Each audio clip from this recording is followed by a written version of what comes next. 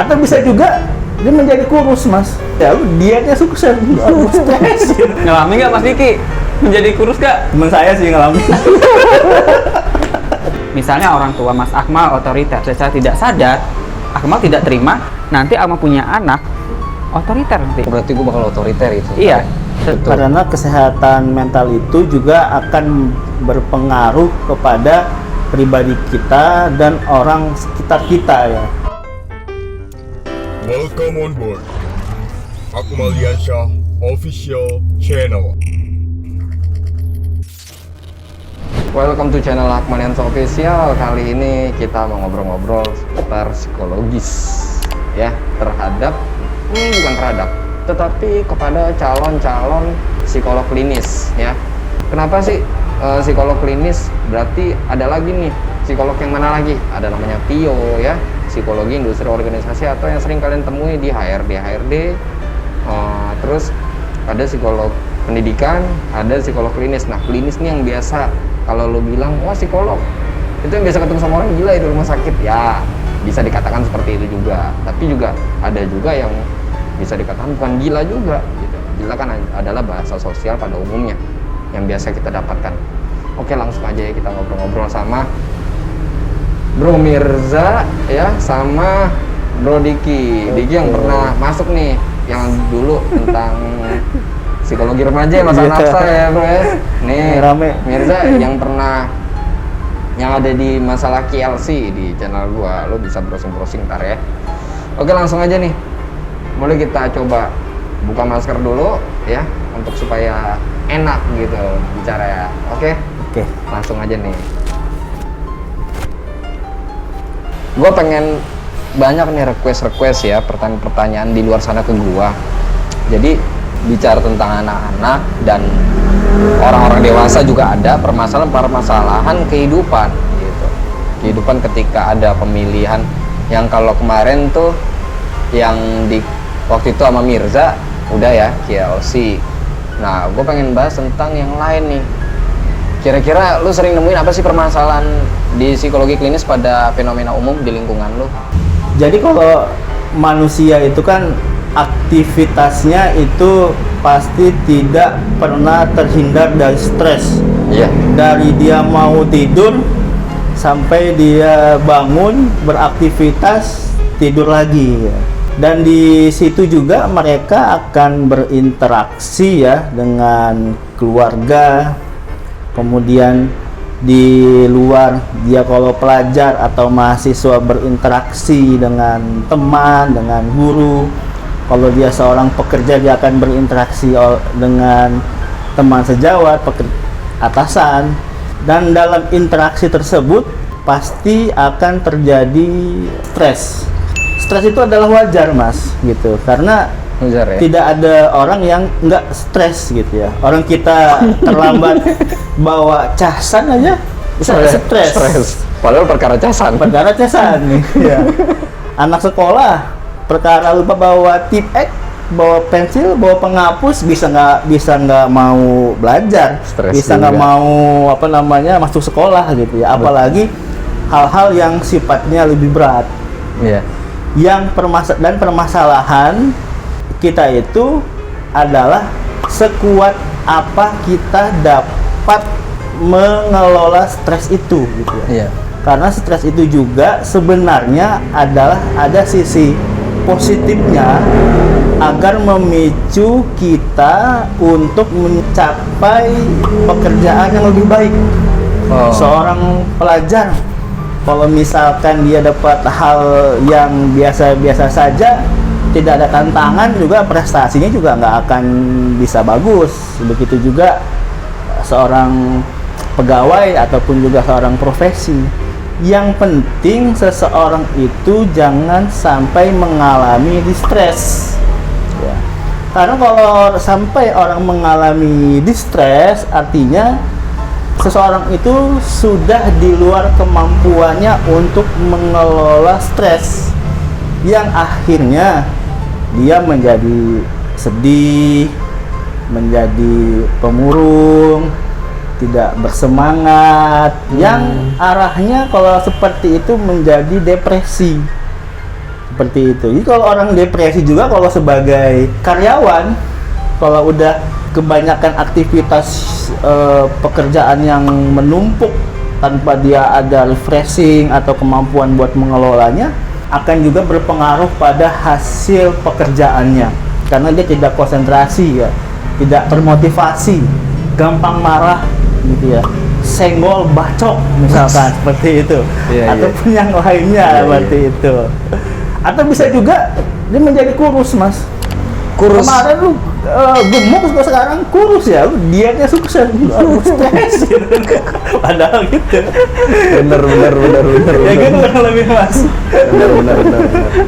Ngalamin nggak Mas Diki? Menjadi kurus nggak? Temen saya sih ngalamin.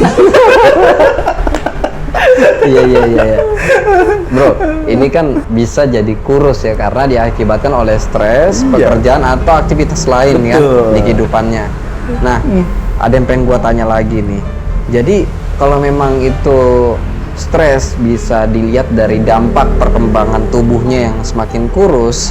Ini ngomong-ngomong tadi kan nyinggung masalah diet ya.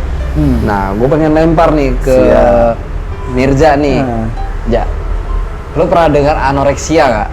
Anoreksia kan kayak berlebihan, diet berlebihan sehingga dia sampai kurus kan, udah kayak tengkorak nih, ya. Nah, kira-kira sebab musababnya nih, ya sehingga dia bisa diet berlebihan itu apa sih? Apakah bisa dipicu dengan depresi atau insecure dari lingkungan sosialnya atau gimana? Menurut lu gimana anoreksia itu? Kalau menurut saya sih, bener kata Mas Diki bilang ya tadi, depresi juga mengaruhi. Terus kedua juga biar tuntutan sosialnya. Tuntutan sosialnya dia melihat, membandingkan antara dia dengan diri orang lain. Jadi akhirnya dia diet ketat. Atau bisa jadi kalau yang suami istri, tuntutan dari suaminya untuk Pasangannya ya. cantik gitu ya, mempercantik diri gitu. Akhirnya apa, mengakibatkan bisa meninggal dunia kan kalau berlebihan. Kurang gizi. Bukan kurang gizi sih, jadi dia kayak seharusnya nutrisinya dia, kan tiap orang manusia beda-beda ya nutrisinya, harusnya nutrisinya dia 20 misalnya, tapi dia karena diet 5. Nah itu akhirnya dia bisa kekurangan kan. Nah atau diet yang tidak teratur, misalnya seharusnya makan tapi dia malah nggak makan. Oh gitu. Jadi memang pola makannya nggak teratur jadinya. Dan sekarang juga terkena ada makanan-makanan diet ya. Iya. Nasi merah, habis itu daun-daunan kayak gitu ya, menghindari daging kan. Akhirnya bisa untuk jadi diet sehat. Diet sehat. Nah, tapi kalau yang diet ini ya harus konsultasinya dengan gizi. Yang lebih sama ahli gizi. Sama ahli gizi, lebih memahami. Iya, betul. Tapi secara psikis itu dipengaruhi oleh depresi juga bisa, dipengaruhi oleh tuntutan sosial bisa, dan dipengaruhi biasanya kalau dia itu dari istri ya, atau perempuan ya, dipengaruhi oleh, bukan dipengaruhi, tuntutan dari suaminya. Dari suami. Jadi ingin cantik, jadi si suaminya itu biar dia terus gitu, biar nggak ke lain gitu. Berarti cewek di luar sana banyak yang jelek, yang cakep cuman dia, tapi saya yang gendut, coba lu bisa kurus gitu kan ya. Ya apalagi kalau yang sudah hamil ya, sudah hamil, apalagi yang KB itu kan agak susah juga kan gitu untuk mengatur dalam kondisi badannya. Nah itu juga bisa tuh pengaruh dari hal itu, terus akhirnya dia stres kan. Nah, padahal suaminya nggak, cuman dianya yang memikir, itu bisa jadi. Oh iya. Itu ada kasus seperti itu, misal suaminya nggak nuntut nih, suaminya ya udah apa adanya istrinya, yang dia kan sayang tulus, tapi istrinya yang takut kalau dia main di luar. Akhirnya dia mempercantik diri. Akhirnya dia diet gitu. Ada juga yang tuntutan dari suaminya, suami-suami pejabat yang harus seksi, yang harus kurus, yang harus cantik, yang harus apa ya gitu. Itu bisa jadi. Tapi artis Hollywood ada kok itu, Angelina Jolie itu, ya memang bisa dikatakan anoreksia mungkin ya, karena dietnya berlebihan sampai di film terakhirnya itu film apa tuh yang jadi nenek lampir tuh ya kan, bukan nenek lampir Indosiar ya, itu kurus banget memang. Ya. Ini kembali lagi nih Bro Diki nih, stres, bicara stres ini penanganan apabila dia kan harus ke psikolog atau ke psikiater ya. Nah Terus kalau misalkan nih masyarakat ekonomi ke bawah yang tidak mampu membayar psikiater atau psikolog, kira-kira ada nggak sih solusinya buat masyarakat yang memang ada tekanan sehingga menimbulkan stres atau depresi gitu? Ya, Dia harus gimana nih solusinya? jadi untuk stres itu juga sebenarnya dalam psikologi itu rumputnya juga banyak, Mas. Dia panik juga merupakan termasuk stres. Fobia Cemas. jangkrik, coa itu juga bagian dari stres. Termasuk traumatik ya, itu bagian dari stres. Nah, ada beberapa kasus stres yang sebenarnya dia bisa self help ya. Jadi dia bisa menangani sendiri ya. Dan ada beberapa kasus yang memang itu butuh bantuan profesional ya. Jadi kita harus bisa mengukur ya. Kalau misalkan dia masih bisa menangani itu dengan secara sendiri dengan berpikir positif ya, saya rasa itu cukup membantu. Namun bila yang sudah agak berat, yang perlu bantuan profesional, memang harus dibantu oleh profesional berupa psikolog atau psikiater. Dan saat ini ya, pemerintah juga kan sudah melakukan pelayanan jiwa itu hampir di setiap puskesmas, dan juga bisa menggunakan askes, jadi BPJS ya.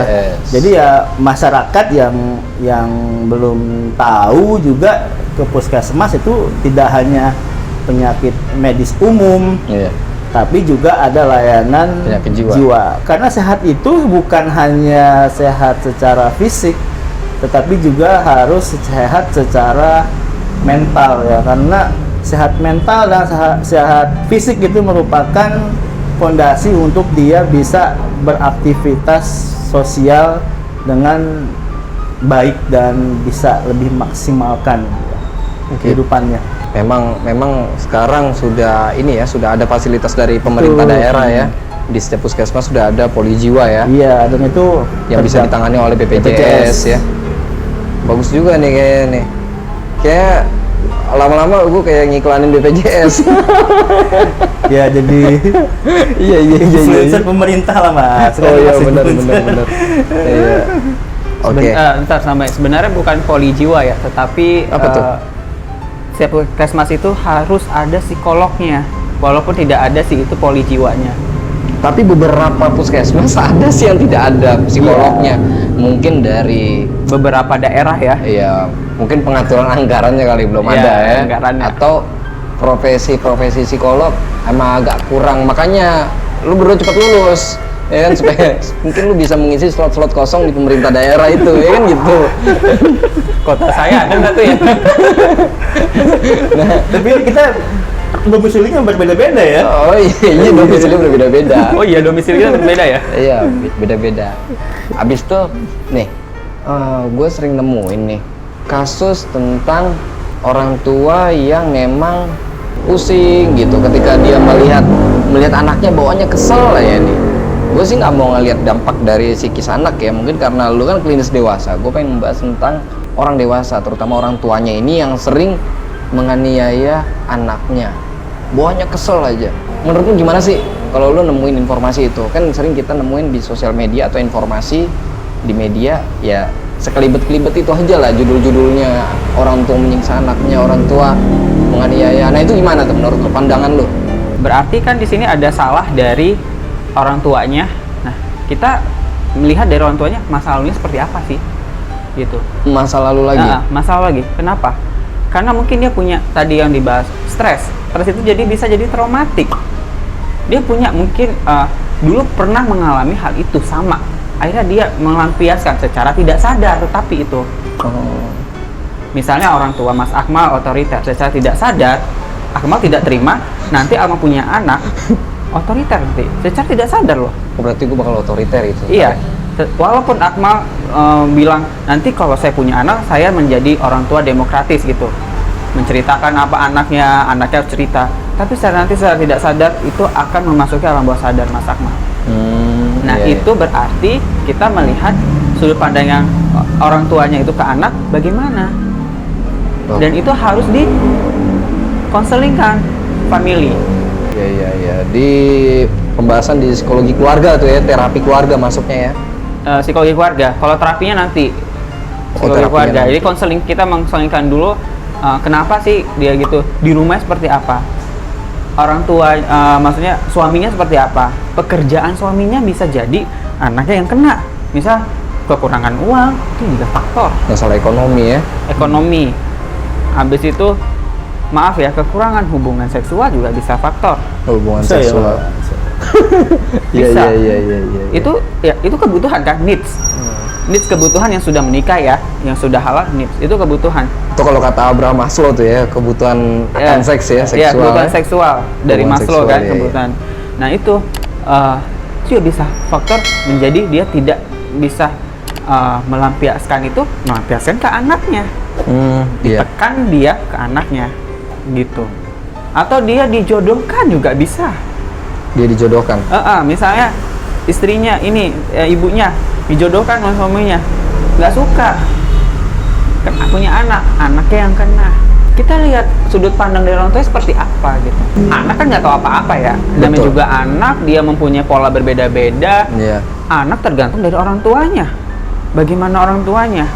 Bukan orang tua mengikuti anak, tapi sekarang orang tua ngikutin anak, bukan anak ngikutin orang tua. Udah kebalik. Udah kebalik. Kenapa? Karena zaman sekarang sudah berubah ya. Iya. Sudah berubah. Jadi Peradaban teknologi. Jadi orang tua yang harus membimbing anaknya biar menjadi pribadi yang baik, pribadi yang sopan, yang kayak gitu. Ya dari orang tuanya lagi. Karena anak modeling nanti ke orang tua atau lingkungan di rumahnya, terutama ibu bapaknya. Itu sih.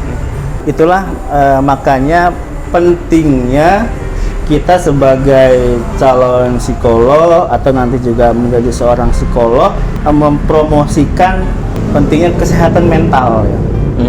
Betul. Karena kesehatan mental itu juga akan berpengaruh kepada pribadi kita dan orang sekitar kita ya. Sebagaimana contoh misalkan orang yang mengalami gangguan penyalahgunaan nafsa ya.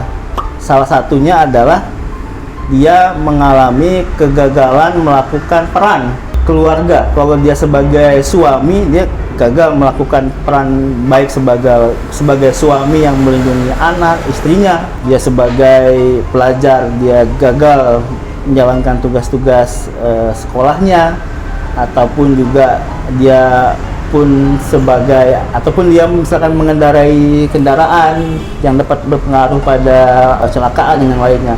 Jadi memang perlu kita untuk mempromosikan kesehatan mental karena itu sangat berpengaruh di berbagai macam sektor kehidupan. Betul. Ini pentingnya kesehatan mental ya Mas ya. Betul lah. kesehatan Jadi mental. harus di kita kampanyekan edukasi kepada masyarakat kita dari menengah bawah, menengah tengah dan menengah atas ya. Dan kesehatan mental dapat meningkatkan atau menurunkan imun tubuh. Betul. Nah. Kita bahagia, hormon endorfin kita naik, kita fresh, produktivitas meningkat. Betul. Penyakit fisik berawal dari penyakit mental. psikis. Penyakit psikis ya. Covid pun Benar-benar. juga kalau dia tidak bahagia akan lebih mudah kan. Oke, Seperti itu. benar. Jadi memang pentingnya psikis kita ya untuk menjaga dari serangan-serangan dari luar diri ya yang mengakibatkan penyakit mental ini. Iya.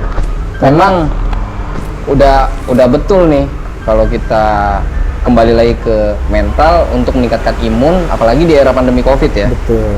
Jadi dari pembicaraan tadi pentingnya untuk menjaga imun tubuh berawal dari mental atau psikis. Oke, dengan ini kita harus menjaga imun tubuh dari serangan COVID. Yuk kita pakai masker kalau kemana-mana ya. Sambil kita pakai masker juga untuk mengurangi ya angka peningkatan dari angka COVID itu sendiri. Oke, kita pakai masker guys.